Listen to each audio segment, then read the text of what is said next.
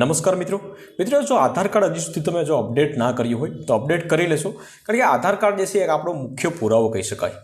આજે કોઈ પણ સરકારી યોજનાનો લાભ લેવો હોય તો તમારે મુખ્ય આધાર કાર્ડ હોવું જોઈએ. દાખલા તરીકે તમારે કોઈ મકાનની સહાય લેવી હોય, પીએમ કિસાનની યોજના જે છે એમાં સહાય લેવી હોય, અથવા તો કોઈ એજ્યુકેશન શિષ્યવૃત્તિ જે સ્કોલરશિપ મળતી હોય તો એમાં સહાય લેવી હોય, કોઈ પણ તમારે કામ કરવું હોય તો આધાર કાર્ડ જે છે એ પ્રથમ જરૂર પડે છે. અને એટલા માટે કે આધાર કાર્ડ જો તમે અપડેટ ના કર્યું હોય તો સરકારે પણ એક નવી તારીખ જાહેર કરી છે. કઈ તારીખ જાહેર કરી છે એ હું તમને જણાવીશ કે એ તારીખ સુધી તમે આધાર કાર્ડ જે છે ફ્રીમાં અપડેટ કરી શકો છો. અને ત્યાર પછી પર અપડેટ 50 રૂપિયા અથવા તો 100 રૂપિયા જે છે તમારે અપડેટ પૈસા આપવા પડી શકે છે. અને આધાર કાર્ડ અપડેટ કરવા માટે તમારે બીજી ક્યાંય જવાની જરૂરિયાત નથી. ફક્ત તમારા મોબાઈલની અંદર 2-5 મિનિટની અંદર તમે આધાર કાર્ડ અપડેટ કરી શકો છો. એમાં ફક્ત 2 ડોક્યુમેન્ટ તમારે અપલોડ કરવાના છે, બરાબર. બીજી વસ્તુ તમને જણાવીશ કે આધાર કાર્ડ જે છે કોને અપડેટ કરવાનું છે. બધાને અપડેટ કરવાની જરૂરિયાત નથી, તો એ પણ હું તમને જણાવીશ. તો આધાર કાર્ડ અપડેટ કરવા માટે સૌપ્રથમ તમારા મોબાઈલની અંદર અથવા તો લેપટોપની અંદર કોઈ પણ બ્રાઉઝર ઓપન કરી લો. બ્રાઉઝર ઓપન કર્યા પછી તમારે અહીંયા લખવાનું રહેશે UIDAI. લખી અને સર્ચ કરશો એટલે અહીં પહેલી જ વેબસાઇટ આવી જશે. તો એના ઉપર આપણે અહીંથી ડાયરેક્ટ ક્લિક કરી લઈશું અને ત્યાર પછી આપણે આગળ પ્રોસેસ કરીશું. ત્યાર પછી અહીંયા આપણે કોઈ પણ એક લેંગ્વેજ જે છે સિલેક્ટ કરી અને આપણે આગળ વધી જશું. તો હું અહીંયા ઇંગ્લિશ લેંગ્વેજ જે સિલેક્ટ કરી અને આપણે અહીંયા આગળ વધી જશું. લેંગ્વેજ સિલેક્ટ કરશો એટલે અહીંયા UIDAIનું હોમ પેજ આવી જશે અને ત્યાર પછી આ પ્રમાણે તમારે ધીરે ધીરે નીચે સ્ક્રોલ કરવાનું છે. પહેલું ઓપ્શન આવશે આધાર અપડેટ, તો એમાં તમારે નથી જવાનું. ત્યાર પછી આવશે ગેટ આધાર, એમાં પણ નથી જવાનું, પરંતુ તમારે જવાનું છે આધાર સર્વિસીસ. હવે આધાર સર્વિસીસમાં જે પહેલું ઓપ્શન છે વેરીફાઈ એન્ડ આધાર નંબર, તો એના ઉપર તમારે અહીંથી ક્લિક કરવાનું છે. એના ઉપર ક્લિક કરશો ત્યાર પછી તમારે લોગિન કરવાનું રહેશે. ત્યાર પછી અહીં ઘણા બધા ઓપ્શન તમે નીચે સ્ક્રોલ કરશો એટલે ઘણા બધા ઓપ્શન આવશે, પરંતુ સૌ પ્રથમ જે છે તમારે અહીંયા લોગિન કરી લેવાનું છે અને ત્યાર પછી તમારે ઓપ્શનનો ઉપયોગ કરી શકશો. તો હું આપણે અહીંયા લોગિન ઉપર ક્લિક કરશું ઉપર. તો અહીંયા તમારે ત્યાર પછી તમારે આધાર કાર્ડ નંબર ટાઈપ કરવાના છે. અહીંયા જે કેપ્ચા કોડ છે એ કેપ્ચા કોડ ટાઈપ કરી અને અહીંયા લોગિન વિથ OTP ઉપર ક્લિક કરવાનું છે. હવે કેપ્ચા કોડ તમને જો ન દેખાતા હોય તો પછી તમારે અહીંયા રેફરન્સ કરી અને બીજા કેપ્ચા કોડ મેળવી શકો છો. ત્યાર પછી અહીં લોગિન વિથ OTP ઉપર ક્લિક કરશો એટલે તમારા મોબાઈલમાં જે આધાર કાર્ડમાં જે લિંક મોબાઈલ નંબર હશે તો એમાં એક OTP નંબર વહી જશે અને એ OTP નંબર તમારે અહીંયા ટાઈપ કરી અને એક વખત લોગિન કરી લેવાનું છે. OTP નંબર આવી ગયો છે 910285. તો આપણે ટાઈપ કરી લઈએ 910285, બરાબર. આ પ્રમાણે OTP નંબર તમારે આવે તો ટાઈપ કરી લેવાનો અને અહીંયા લોગિન ઉપર ક્લિક કરી લેવાનું છે. ત્યાર પછી તમને ઘણા બધા ઓપ્શન જોવા તમને મળશે. સૌપ્રથમ પહેલું ઓપ્શન આવશે અહીંયા આધાર અપડેટ કરવું હોય તો આધાર અપડેટ કરી શકશો, મતલબ કે એડ્રેસ અપડેટ. આધાર અપડેટ તો કરીશું આપણે. એડ્રેસ અપડેટ કરવું હોય તો એડ્રેસ અપડેટ કરી શકો છો. ડાઉનલોડ આધાર જે કલર પ્રિન્ટ હોય તો એ ડાઉનલોડ અહીંયાથી કરી શકો છો. ત્યાર પછી PVC આધાર કાર્ડની ઓનલાઈન ઓર્ડર તમે કરી શકો છો, 50 રૂપિયા ચાર્જિસ છે એનો. અને ત્યાર પછી અહીંયા ડોક્યુમેન્ટ અપડેટ જે છે તો એના ઉપર તમારે અહીંથી ક્લિક કરવાનું છે.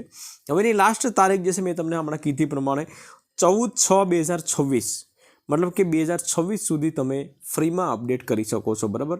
તો અપડેટ કોને કરવાનું છે એ પણ હું તમને લાસ્ટમાં જણાવું છું, પરંતુ અત્યારે જે છે આપણે અપડેટ ઉપર ક્લિક કરવાનું છે. તો એના ઉપર આપણે ક્લિક કરીશું. એના પર ક્લિક કરશો એટલે ત્યાર પછી આ પ્રમાણે અહીંયા એક વખત નેક્સ્ટ ઉપર ક્લિક કરવાનું છે. અહીં તમે જોઈ શકો છો this service free ease of cost 14/6/2026. તો અહીંયા આપણે નેક્સ્ટ ઉપર ક્લિક કરવાનું છે. નેક્સ્ટ ઉપર ક્લિક કરશો એટલે આ પ્રમાણે અહીંયા તમારે ફરી એક વખત નેક્સ્ટ ઉપર ક્લિક કરી લેવાનું છે, મતલબ કે 2 વખત તમારે નેક્સ્ટ ઉપર ક્લિક કરવાનું છે. ત્યાર પછી તમારે અહીંયા તમારું આધારમાં પૂરું નામ આવશે, જન્મ તારીખ આવશે, તમારો એડ્રેસ આવશે, બરાબર. તો એ બધી વસ્તુ ખાલી કંઈ કશું કરવાનું નથી. તમારે અહીંયા વેરીફાઈ કરીને છે એના ઉપર ક્લિક કરી અને નેક્સ્ટ ઉપર ક્લિક કરવાનું છે. હવે તમારે આમાં 2 ડોક્યુમેન્ટ તમારે કોઈ પણ અપલોડ કરવાના રહેશે. તમે જોઈ શકો છો અહીંયા please upload proof of ID, મતલબ કે ફોટાવાળું કોઈ પણ ID, બરાબર. અને પ્રૂફ ઓફ એડ્રેસ, મતલબ કે પાછળ એડ્રેસ જે છે એવું કોઈ પણ ID તમે અપલોડ કરી શકો છો, બરાબર. હવે અહીંથી આપણે ઘણા બધા ઓપ્શન તમને મળશે. અહીંથી તમે ક્લિક કરશો એટલે તો અહીંયા તમે ઘણા બધા ઓપ્શનમાંથી કોઈ પણ એક પ્રકારનું ઓપ્શન સિલેક્ટ કરી શકો છો. ડ્રાઇવિંગ લાયસન્સ છે, બરાબર. ફોરેનર પાસપોર્ટ છે, ઇન્ડિયન પાસપોર્ટ છે. તો પાસપોર્ટ તો આપણી પાસે નથી હોતા, પરંતુ આપણે નીચે જે છે એક ઇલેક્શન કાર્ડ કે એવું કંઈ આવશે, બરાબર. ફોટો ઓફ ID કાર્ડ, જે સર્ટિફિકેટ વિથ ફોટો ઇસ્યુડ, આ પ્રમાણે ઘણા બધા લિવિંગ સર્ટી છે. તો નીચે એક ઓપ્શન આવશે, અહીંયા તમે જોઈ શકો છો વોટર ID કાર્ડ, બરાબર. ચૂંટણી કાર્ડ જે છે તો એ લગભગ બધા પાસે હોય છે. તો વોટર ID કાર્ડ જે છે એ સિલેક્ટ આપણે કરીએ, કારણ કે એમાં ફોટોનું ઓપ્શન આવે છે, મતલબ કે ફોટો એમાં આવતો હોય છે.